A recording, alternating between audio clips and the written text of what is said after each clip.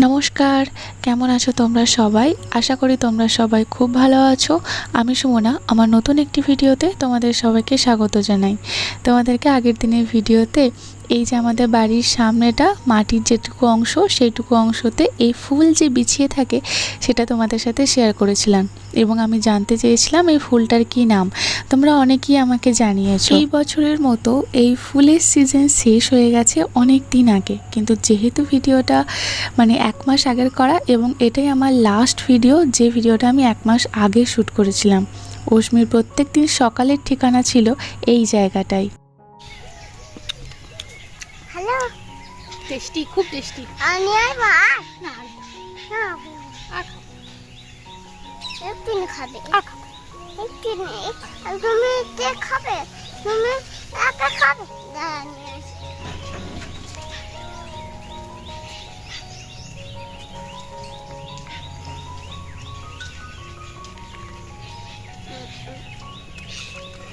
খুব সুন্দর tasty yummy হয়েছে।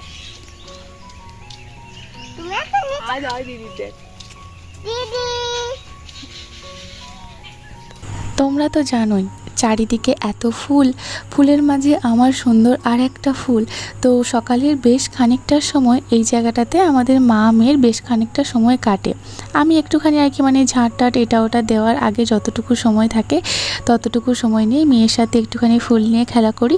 আর এই ফুলটা অপূর্ব সুন্দর লাগে আমার। প্রত্যেক দিন যখনই ঝাড় দিয়ে জায়গাটা পরিষ্কার করি আমার এত সুন্দর লাগে। আর তার থেকেও বেশি সুন্দর লাগে এই যে আমার মেয়ে, ওকে এইভাবে ফুল দিতে আর করতে আমার খুব ভালো লাগে। চলো ও ওখানে কিছুক্ষণ খেলুক, আমি কিছু সকালের কাজকর্মগুলো সেরে নিয়েছিলাম। সারাদিন আর সেরকমভাবে কোনো ভিডিও বানাইনি, তার কারণ প্রচণ্ড গরম, বাড়ির কাজের চাপও ছিল, সেজন্য ভিডিও করার একদম সময় পাইনি। ভেবেছিলাম এই যে আমি এখন রেডি হয়েছি, তোমরা দেখতেই পাচ্ছ। ভেবেছিলাম যে একটা বিয়ে বাড়ি আছে, সেই বিয়ে বাড়িতে যখন যাব তখন তো সব কিছু তোমাদের সাথে শেয়ার করব। তো সেই জন্য আজকে সারাদিন কি কাজকর্ম করেছি না করেছি সেটা তোমাদের সাথে শেয়ার করিনি। মানে ওই বিয়েবাড়িটা শেয়ার করবো, ভালো করে সাজবো গুজবো, অনেক দিন পর বিয়েবাড়ি, তো সেই জন্যই আর কি সারাদিনের কাজকর্মের ভিডিও আর করা হয়নি। যে প্রত্যেক দিনই তো ভিডিও করি, তোমরা তো দেখো সারাদিনের কাজকর্ম, তো বিয়েবাড়ি তো পাওয়াই যায় না, তো তোমরা বিয়েবাড়ির ভ্লগটাই দেখো, সেই উদ্দেশ্যেই আর কি বানানো। অনেক খুঁজে এই শাড়িটা আমি বার করেছিলাম। এই শাড়িটা আমার বিয়ের শাড়ি, মানে আমার যখন বিয়ে হয়েছিল তখন সেই তত্ত্বের শাড়ি দেওয়া বলে না, তো সেই রকম আর কি সেই শাড়িটা আর কি আমি বার করেছিলাম। বহু বছর পরিনি, তো পরলাম। ব্লাউজটা তো একদমই গায়ে হচ্ছিল না। সারা বিকালটা মানে অশ্মির বাবাকে বলেছিলাম যে তুমি মেয়েকে সামলাও, কারণ ব্লাউজটা একদমই আমার গায়ে হচ্ছে না। তো ওটাকে আমাকে খুলে আবার নতুন করে আর কি সেলাই টেলাই করতে হবে। তো সেটাই আমি একদম বিকাল থেকে সন্ধে পর্যন্ত করেছিলাম, তারপরে ব্লাউজটা ফিটিংস হয়েছিল। আর এই যে হাড়ের সেটটা, কানের সেটটা পরেছিলাম, এটা ওই স্টোনের সেট। তো এটা না আমার বিয়ের অনেক আগের, তখন আমি একলক্ষী থেকে কিনে নিয়ে এসেছিলাম। আমার এক বোনের বিয়ের উপলক্ষে লেহেঙ্গা কিনেছিলাম, তো সেই লেহেঙ্গার সাথে পরবো বলে আমার মেয়েকে এই সুন্দর পরি ড্রেসটা পরিয়েছি। তোমরা জানিও আমার মেয়েকে কীরকম দেখতে লাগছে।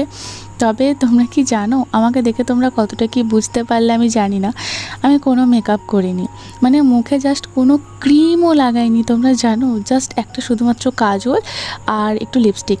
এই যে আমার মেয়ে এই সমস্ত ড্রেস পরতে এত ভালোবাসে, এত গরমের মধ্যেও ও যে কী খুশি ছিল এই ড্রেসটা পরে, যে তোমাদেরকে আমি কি বলবো, এত খুশিও হয়েছিল। তোমাদের দাদাভাই এখনও রেডি হয়নি, আসলে একজনের জন্য ওয়েট করছিল, সেই জন্যই আর কি। আর এতটা গরম, তো সেই জন্য ফুল স্লিভ জামাটা আর পরেনি। এই গিফটটা আমরা আর কি দিয়েছি আর কি। হ্যাঁ, কার বিয়েতে তোমাদেরকে বলাই হলো না যে কার বিয়ের অনুষ্ঠানে বা কাদের বিয়ের অনুষ্ঠানে আমরা গিয়েছিলাম। তো কিছুদিন আগে আমার ভ্লগ যারা তোমরা প্রতিদিন দেখো তোমরা তো জানোই যে একদিন হঠাৎ করে আমরা মার্কেট থেকে ফিরেছি, তখন একটা বিয়ের কার্ড আমাদের বাড়িতে দিয়ে গিয়েছিল অশ্মির বাবার ভাই কাম বন্ধু, মানে সম্পর্কে ভাইও হয় আবার বন্ধুও হয়। তো তাদের বিয়েতে আর কি যাব। আজকে রিসেপশন, বিয়ের দিনগুলোতে আমার শ্বশুরমশাই শাশুড়ি মা সবাই গিয়েছিলেন, কিন্তু আমার যাওয়া হয়নি। আজকে রিসেপশন, কিন্তু মানে ওই দিন রিসেপশন ছিল যেদিন ভিডিওটা শ্যুট করেছিলাম। আর রিসেপশনটা কিন্তু আমাদের গ্রামেতে হচ্ছিল না, ওই আকুইয়ের ফাঁড়ি মোড়ের ওখানে যে একটা লজ আছে, খুব বড় এবং খুব সুন্দর, তোমাদেরকে আমি দেখাবো। তো সেখানেতে আর কি রিসেপশনটা হয়েছিল, তো সেই জন্য আর কি আমরা রেডি হয়ে বেরিয়ে পড়লাম। কিন্তু যে ভাইয়ের জন্য হয়েছিল ওয়েট করছিলাম, যার জন্য মূলত দেরি হচ্ছিল। তিনি এসেছিলেন কিন্তু অনেক পরে, মানে আমরা বেরিয়ে যাওয়ার কিছুক্ষণ পর। যে কাজের জন্য আর কি ওয়েট করা হচ্ছিল সেটা তো হলোই না। তো সেই জন্য আমরা সময় নষ্ট না করে এবং অনেকটাই আর কি দেরি হয়ে যাচ্ছিলো, তো সেই জন্য আমরা ওয়েট না করে বেরিয়ে পড়েছিলাম। কারণ অনেক রাত হয়ে গেলে বাচ্চা আছে, ওর খাওয়ানো এটা ওটা, তো সেই জন্য আর আমরা ওয়েট করিনি। তো একটা দোকানেতে আকুইয়ের এখানেতে এসেই গিফটটা আর কি র্যাপিং করা হলো যাকে বলতে গেলে। গিফটটা তো র্যাপিং করা থাকেনি। আর এদিকে আমি একদম ঘেমে নিয়ে অস্থির। আমাকে দেখে তোমরা মানে কি বলবো, আমার এই গ্রীষ্মকালে এত কষ্ট, যদি কোনো বিয়ে বাড়ি বা কোথাও কোনো কিছু হয়, আমি এতটুকু মুখে এক ফোঁটা ক্রিমও লাগাতে পারি না, কারণ যত ঘাম সব আমার মুখে। আমি কি ক্রিম লাগাবো আর কি আমি মেকআপ করব, সেজন্য আমি কিচ্ছু করি না। তো ওখানে তার গিফটটা র্যাপিং করে আমরা বিয়েবাড়িতে চলে এসেছি। তো এর পাশ দিয়েই আর কি আমরা গিয়েছিলাম গিফটটা র্যাপিং করতে, তারপর আবার ফিরে এসে এবার বিয়েবাড়িতে ঢুকবো। আর সত্যি কথা বলতে এই বিয়েবাড়িটা এদিকে আমি বহুবার গেছি, কারণ আমার বাবার বাড়ির ওদিকে যাওয়ার রাস্তা। ওই যে বর বউ কত মিষ্টি না দেখতে লাগছিল, অস্মির খুব প্রিয়।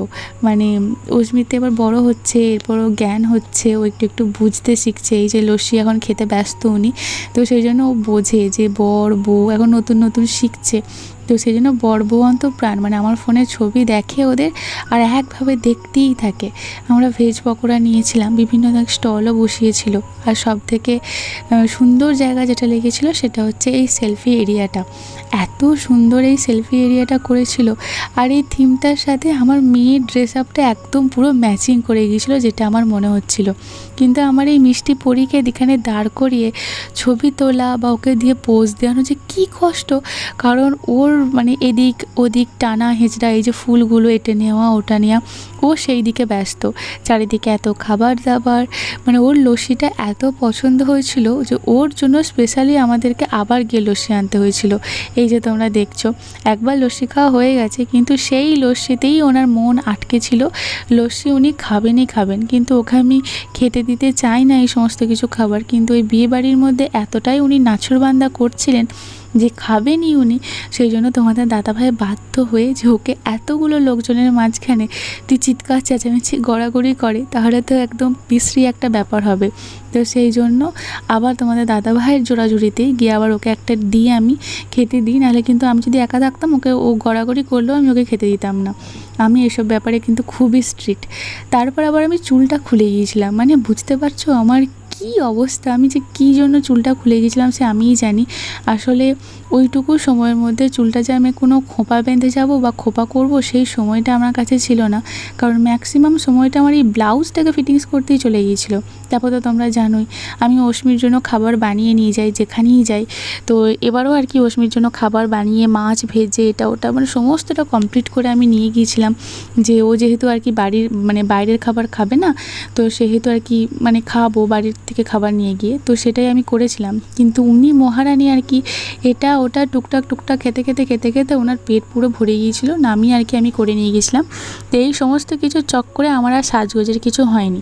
তোমাদের দাদা ভাইয়ের হেল্প নিয়ে শাড়িটা পরেছিলাম, কারণ শাড়ি পরতে আমি খুবই এখনও কাঁচা, তবে পরতে পারি। আগে যেমন একদমই পরতে পারতাম না, এখন একটুখানি কেউ হেল্প করে দিলে খুব সুন্দরভাবেই পরতে পারি, যেমন আজকে পরেছি। তো এই যে আমরা মা মেয়ে অস্মির বাবা সবাই মিলে খেতে ব্যস্ত, মানে খেতে আর কি বসে পড়েছি। তো এরপরে আর কি ওয়েট করছি যে কখন খাবার দেবে। আসলে পেটে এক ফোঁটাও জায়গা নেই সত্যি কথা বলতে। আর তোমাদের দাদাভাই আমাদেরকে এত তাড়াহুড়ো দিচ্ছিল যে চলো রাত হয়ে যাচ্ছে, মেয়েটাকেও খাওয়াতে হবে। তো সেই জন্য তোমাদের দাদাভাইয়ের মানে ওই জোড়াজুড়িতে আর কি খেতে বসা, কিন্তু খাবার এক ফোঁটাও কোনো ইচ্ছে ছিল না, এক ফোঁটাও না, কারণ পেটে এতটুকুও জায়গা ছিল না। ফুচকা, এদিকে তোমার স্টার্টার আইটেম যেগুলো ছিল, ফুচকা লস্যি বা ওইদিকে পকোড়া এটা ওটা খেতে খেতেই একদম পুরো পেট একদম পুরো ভরে গিয়েছিলো। কি আমরা মেন কোর্সের খাবার খাবো, কিন্তু ওই যে রাত হয়ে যাচ্ছে খেতে হবে। তোমাদের দাদাভাইকে আমি এই যে ক্লিপটা আমি নিচ্ছি বা ভিডিও করছি, তোমাদের দাদাভাইয়ের কোনো হুঁশই নেই, ও জানেই না। তারপর হঠাৎ করে ক্যামেরাটার দিকে তাকিয়ে দেখে যে আমি ওর ভিডিওটা করছি। সত্যি কথা বলতে সেই দিন আমরা খুব মজা করেছিলাম, মানে খুবই মজা করেছিলাম, কারণ এরকম বিয়েবাড়ি তো চট করে আর পাওয়া যায় না। তো তিনজনই একসাথে ছিলাম, তো সেজন্য প্রচুর মজা করেছিলাম। কিন্তু জানি না পরের দিন সকালেই আমাদের জন্য এরকম কিছু একটা খবর ওয়েট করে আছে। আগের দিন রাতটা এত সুন্দর কাটলেও কিন্তু সকালে যে ভয়ঙ্কর কিছু আমাদের জন্য অপেক্ষা করছে কে জানতো। এই যে বোতলগুলো দিয়ে যায় সিল করা থাকে, মহারানীর ইচ্ছা উনি নিজে সিলটা কাটবেন, সিলটা কেটে নিজেইভাবে জলটা খাবেন। এই যে আমি বারণ করার পর আমাকে আবার হাত দেখানো হচ্ছে, মানে যেভাবে আর কি আমি করি। বাচ্চারা তো মানে বড়দের দেখেই শেখে, ওরা অন্যায় বা খারাপ কিছু শিখলেও বড়দের দেখেই শিখবে, এবং ভালো কিছু দেখলে মানে ভালোদের দেখেই মানে বড়দের দেখেই শিখবে, সেই আর কি। এই যে এই অভ্যাসটা আমি করাইনি সত্যি কথা বলতে, ওকে আর কি কেউ একজন দেখিয়েছে, তার নামটা আমি এখন বলতে চাইছি না। সে ভালোবেসে আর কি যেমনভাবে হয় না মজার ছলে দেখিয়েছে, কিন্তু সেই মজার ছেলেটা আমার মেয়ে একদম পুরো আয়ত্ত করে নিয়েছে, যাকে পারে তাকে এখন এইরকমভাবে দেখাচ্ছে, হাজার বারণ সত্ত্বেও শুনছে না। এই হলো মেনু কার্ড। এই মেনু কার্ডটা কিন্তু খুব সুন্দর বানিয়েছে, আমার খুব পছন্দ হয়েছে। এই রকম মেনু কার্ড ফার্স্ট আমি দেখি আমার বিয়েতে এরকম মেনু কার্ড বানিয়েছিল, তারপর থেকে তো এখন সব জায়গায় দেখি। তো যাই হোক, চলো এবারে আমাদেরকে পরিবেশন করতে শুরু করে দিয়েছে। প্রথমে দিয়েছিল লিপু, তারপরে সবথেকে বড় কথা কী বলো তো, অস্মিও পাশে বসেছে। আমি জানি ও কোনো কিছুই খাবে না, একটু একটু টুকবে। তো তোমাদের দাদাভাইকে আমি বলেছিলাম যে আমি এইভাবেই ওকে খাইয়ে দিই, বা হয়তো ওকে একটু আগে খাইয়ে দিই, তারপর আমরা নিজেরা খাবো। কিন্তু তোমাদের দাদাভাই বলছে না, ও যতটুকু পারবে এটা ওটা খাক, তারপরে তো বাড়ি গিয়ে অন্য মানে যেটা আর কি আমি বানিয়েছি সেটা বাড়ি গিয়ে খাইয়ে দেবো। কিন্তু খাওয়ানোর কথা ছিল এখানেতে, আমি খাবারটা বা সমস্ত কিছু নিয়ে এসেছিলাম। তোমাদেরকে যেটা বললেই নয় সেটা হচ্ছে এটা ছিল পনির পাসিন্দা। বিশ্বাস করো, এর আগে এরকম পনির পাসিন্দা আমি কোথাও খাইনি, মানে এত সুন্দর, এত টেস্টি, এতই আমি যত প্রশংসা করব তত কম বলা হবে। মানে 1 মাস পর যদি এখন আমি মনে করি, এখন আমার মুখে স্বাদটা লেগে আছে, এত সুন্দর বানিয়েছিল। তারপর তো ফ্রায়েড রাইস, লুকটা শুধু একবার দেখো। ও খাবে না, আমি সবাই মানে যারা আর কি দিতে আসছিলেন আমি সবাইকেই মানা করছিলাম যে ওর প্লেটে কিছু দেবেন না, আমি আমার থেকে একটু একটু করে দেবো। তো বারণ করার পরেও আর কি যিনি পরিবেশন করছিলেন তিনি একটু অল্প অস্মির পাতে দেয়, যেহেতু এই রাইসটা মানে মিষ্টি হয়, বাচ্চারা খেতে পারবে। তো ও অতটা খেতে পারবে না, নষ্ট করবে, সেই জন্য ওর পাত থেকে আমি একটু তুলে নিয়েছিলাম বলে ওই রকম লুকটা আর কি আমাকে দিল। তারপর আবার আমার পাত থেকে অল্প একটু তুলে নিল। মহারানীর যে কখন কি হয় উনিই জানেন আর ভগবান জানেন। তারপরে তো এখানে ওই চিকেন কষা টাইপের দিয়েছিল, তারপরে এখানেতে দিয়েছিল আলু পোস্ত আর সাদা ভাত। প্রথমে সাদা ভাত, তারপর আলু পোস্ত। প্রত্যেকটা রান্নায় খুব সুন্দর হয়েছিল, কিন্তু ওই পনির পাসিন্দাটা একদম অসম্ভব সুন্দর হয়েছিল। তারপর ডাল দিয়েছিল, ভেজ ডাল, কিন্তু ডাল যেহেতু আর কি আমি খাই না, তো অস্মিকে তো দেওয়ার প্রশ্নই ওঠে না। আর তোমাদের দাদাভাই অল্প করে একটু ডাল নিয়েছিল। আমি তখন এই আলু পোস্ত মেখে আর কি খাচ্ছিলাম ভাতটা, খুব সুন্দর খেতে লাগছিলো, কারণ এই সিম্পল খাবার আমার খুব ভালো লাগে। আর পেটে তো এক ফোঁটাও জায়গা নেই, তাই যিনি আর কি যাই দিতে আসছিলেন আমি শুধু বলছিলাম অল্প করে দিয়ে যান, নামমাত্র জাস্ট ঠিকই দিয়ে চলে যান, কারণ পেটে এক ফোঁটাও জায়গা নেই। তারপরে দিয়েছিলাম মাটন, আর অস্মিকে আমি বলেছিলাম 1 পিস মাটন দিন, কারণ মাটনটা হালকাই ঝাল হয়েছিল। মানে প্রত্যেকটা খাবার এত সুন্দর বানিয়েছিলেন যে একদম ভীষণ রকমভাবে ঝাল না যে বাচ্চারা খেতে পারবে না, একদম হালকা মাইল্ড ঝাল যাকে বলে ঠিক সেরকমই ছিল। তো অস্মি একদম অবশ্যই খেতে পারবে, তো ও একটু একটু করে খাচ্ছিল, কারণ সবাই সমান তালে যেমন তাড়াহুড়ো করে খেয়ে নিচ্ছে, ও তো সেভাবে পারে না, ও অল্প অল্প করে খাচ্ছিল। তো অস্মিকে যে মাটনের পিসটা দিয়েছিল সেই মাটনের পিসটা অবশ্যই আমি পাল্টাপাল্টি করে নিয়েছিলাম, কারণ ওর মাটনের পিসটা পুরো হাড় ছিল, ওটাও খেতে পারতো না। তো সেই জন্য আমার কাছ থেকে আর কি একটুখানি সলিড নরম পিস ওকে দিয়েছিলাম, ও সেটাই খাচ্ছিল। তারপরে এখানে চাটনি দিয়েছিল, অস্মিকেও একটুখানি চাটনি দিতে বলেছিলাম, তো ও একটুখানি চাটনি দিয়েছিল অস্মিকে, কিন্তু ও অতটা আর কি খেতে পারেনি। তারপরে ছিল পাঁপড়, অস্মিকেও একটা পাঁপড় দিতে বললো অস্মি বাবা, কারণ অস্মি পাঁপড় খেতে খুব ভালোবাসে, কিন্তু এখানে ও লোক দেখবে না খাবে। তারপর সন্দেশও দিয়েছিল, তো আমি সন্দেশ অস্মিকে দিতে বারণ করেছিলাম, কিন্তু তোমাদের দাদাভাই বললো যে না, অস্মিকে সন্দেশ দাও, ও খাবে। পরে কিন্তু ও খায়নি, আমি জানি ও খাবে না, কারণ এত লোকজনের মাঝখানে খেতে বসেছে, ও লোক দেখবে না খাবে, ও তো চারিদিকে লোক দেখতে ব্যস্ত। আর অস্মিকে এই মাটনের পিসটা দিয়েছিল, তো সেই জন্য আমি পাল্টাপাল্টি করে নিয়েছিলাম যে এত শক্ত মোটা মানে হাড়ের পিসটাও খেতে পারবে না। তারপরে দিয়েছিল রসগোল্লা, তো অস্মিকেও একটা রসগোল্লা দিতে বলেছিলাম, কারণ রসগোল্লাটা অতটা অপকার কিছু নয়, কারণ পুরোটাই তো ছানার তৈরি মিষ্টি, তো কোনো অসুবিধা নেই। তারপরে আইসক্রিম, হজমোলা এইসবই আর কি দেওয়া হয়েছিল। তো একদম খুব সুন্দর খাইয়েছিল, কিন্তু আমাদের পেটে জায়গা থাকেনি বলে আমরা অল্প অল্প করে খেয়েছিলাম, কারণ খাবার নষ্ট করা একদমই উচিত নয়। তারপরে এই যে হাতটা ধুয়ে চলে আসি, উনি আইসক্রিম খেতে ব্যস্ত। কিন্তু বিশ্বাস করো অস্মি যখন এই ঠান্ডা বরফ আইসক্রিমটা খাচ্ছিল আমার খুব ভয় লাগছিল, কারণ এর আগে আইসক্রিম খাওয়ার এক্সপিরিয়েন্স অস্মিকে নিয়ে আমার কিন্তু অতটা ভালো নয়। এখানে সবাই ছোট ছোট মেয়েরা, বাচ্চা বাচ্চা মেয়েরা ডান্স করছিল, অস্মি ওদের ডান্স দেখছিল আর এখানেতে আইসক্রিম খাচ্ছিল। এখন মোটামুটি রাত 10টা পৌনে 10টা এরকম মতো বেজে গিয়েছিলো। আর তোমাদের দাদাভাই আমাকে বারবার তাড়া দিচ্ছিল, চলো এবার বাড়ি ফিরতে হবে, চলো এবার বাড়ি ফিরতে হবে। কিন্তু অস্মিও যেমন আর আমিও তেমন। এইরকম একটা জাঁকজমক অনুষ্ঠান ছেড়ে যেতে কি মন চায়? যেতে তো একদমই মন চায় না, কিন্তু ওই বাড়িতে ফিরতে হবে। কিন্তু সেই মনে হচ্ছে এত লোকজন, এত মানুষজন রয়েছে, আর আমি জানি অস্মি টুকটাক এটা ওটা খেয়েছে, ওকে আমি বাড়ি ফিরেও কিছু খাওয়াতে পারবো না। আর এটা আমি মনে মনে ভেবে নিয়েছিলাম যে ওকে আমি বাড়ি ফিরে কিছু খাওয়াবোও না, কারণ যতই হোক এখানে টুকটাক খেয়েছে, ওই খাবার ওপরে যদি আবার আমি খাওয়াই বদহজম হয়ে যাবে, তো সেই ভয়ে আমি খাওয়াবো না। জাস্ট ভেবেছিলাম একটু জল খাইয়ে আর কি ওকে শুইয়ে দেবো। সেই জন্য আরও একটু আমি লেট করছিলাম, কিন্তু তোমাদের দাদাভাইকে কে মানায়, কে ওর কথা মানে কে ওকে বোঝাবে। তো চুলটা আমি একদমই উপরে তুলে রেখেছিলাম, মানে নামিয়ে আমি ছেড়ে রাখছিলাম। ম্যাক্সিমাম সময় আমি চুলটা একদম খোপা করে, মানে খোপা করে নয়, ক্ল্যাচার দিয়ে আর কি যেভাবে ওপরে তুলে রাখে মাথায় একদম সেভাবে বেঁধে রাখছিলাম, কারণ বিভৎস গরম করছিল। আর আমার মুখে যতটুকু তোমরা গ্লো দেখছো যে চিকচিক করছে লাইটে পড়ে, তো সবটাই ঘামে। মানে আমি এত ঘামছিলাম, আমার হাতে পায়ে কোথাও যতটুকু না ঘাম দেয়, আমার এই গ্রীষ্মকালে এলে এই যে মুখে যে আমার কি ঘাম দেয় তোমরা মানে কল্পনাও করতে পারবে না। সেই চক্করে আমি কোনো ক্রিম কিচ্ছু মাখতে পাই না, সেটা তোমরা জানোই। বিয়েবাড়ি এসেছি, মুখে এক ফোঁটা কোনো ক্রিম লাগাইনি, কোনো কিচ্ছু না, জাস্ট ফেস ওয়াশ করেছি আর একটুখানি গোলাপ জল মেখে নিয়েছি, মানে টোনার একটুখানি মেখে নিয়েছি, বাস। তারপরে এই যে আমার মেয়ের নাচ শুরু, আর ছিল কাজল আর লিপস্টিক, বাস আমার সাজ কমপ্লিট। বিয়েবাড়ি এসেছিলাম এরকমভাবে সাজগোজ করে। তো অস্মি এখানে সবাই নাচছে, তো ওরও খুব নাচতে ইচ্ছে করছে, নাচছে আবার লজ্জাও পাচ্ছে।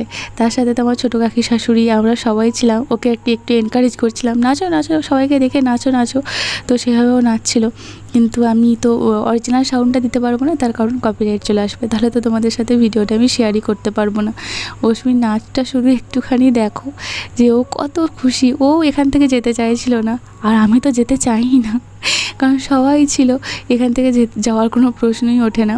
তোমাদের দাদাভাই বড্ড আর কি তাড়াহুড়ো করছিল, খুব তাড়া দিচ্ছিল আমাদেরকে, একটু করে নাচছে, একটু করে লজ্জায় চলে আসছে। তোমরা যারা অস্মিকে ভালোবাসো বা রোজ দেখো, তোমরা তো জানোই অস্মি পায়ে জুতো একদম রাখতে পারে না। জুতো যদি ওর পায়ে থাকে ওর যে কী কষ্ট হয় সে মানে ওই জানে। তো অনেক কষ্টে অনেক রকমভাবে জুতো খোলার চেষ্টা করছিল, কিন্তু আমরা ওকে জুতো খুলতে দিইনি, কিন্তু শেষমেশ জুতো আর রাখতে পারিনি, জুতো ও খুলেই ফেলে দেয়।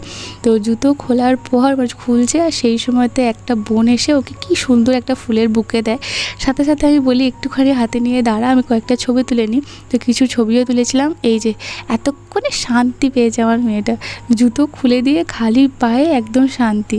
এখানে তোমার মন ভরে অনেকক্ষণ ধরেও নাচানাচি করেছিল, কিন্তু আমার এখানে সবথেকে মানে ভালো যে জিনিসটা লেগেছিল বা হাসি পেয়েছিল খুব, সেটা হচ্ছে তোমাদের দাদাভাই একদিকে তাড়া দিচ্ছে, তারপর আবার একদিকে অস্মিকে জুতো পরাচ্ছে, আর সেই সময়তে আমার মহারানী তার মানে ওই হেয়ার বেল্টটা খুলে আর কি তোমাদের দাদাভাইয়ের মাথায় আর কি হেয়ার বেল্টটা পরিয়ে দেয়। আর সেটা দেখে আমার এত হাসি পেয়েছিল। আমি যদি বা অন্য কেউ যদি ওর মাথায় এরকম মেয়েদের কোনো জিনিস পরিয়ে দিত, তাকে কি বকুনিটাই না দিত, বা কি বকুনিটাই বা খেতে হতো আর কি, যেই কাজটা করতো। কিন্তু এদিকে মেয়ে পরিয়ে দিয়েছে, সেই দিকে কোনো আর কি মানে ভ্রুক্ষেপই নেই, কোনো কিছুই নেই। এদিকে ওনারা ওখানেতে নাচতে ব্যস্ত। আমার তো ভীষণ ভালো লাগছিলো দেখে, এত জমজমাট, এত লোকজন, কত সুন্দরই না দেখতে লাগছিল। তো এই যে এইখানে আর কি এই কাণ্ডটা আর কি আমাদের অস্মি রানী ঘটাবেন, ওনার বাবার মাথায় আর কি পরিয়ে দেন। আর সেটা দেখে আমার এত হাসি, আমি জাস্ট হো হো করে হেসেছিলাম। সেই অরিজিনাল ভয়েসটাও তোমাদের সাথে শেয়ার করতে পারবো না এখন এই মুহূর্তে, তার কারণ ওই যে কপিরাইট চলে আসবে। কি হাসি দুজনের, কিন্তু সেটা তোমাদের দাদাভাই বুঝতেই পারছে না যে কী জন্যে হাসছি। তারপরে যখন তোমাদের দাদাভাইকে ভিডিও ক্লিপটা দেখাই বা বলি পরে রাত্রে বাড়ি ফিরে যে দেখো, তখন আর কি তোমাদের দাদাভাই বলে যে তুমি এটা ভিডিও করেছো। তো এই ছোটো ছোটো আর কি মোমেন্টগুলো তো ধরে রাখতেই হবে।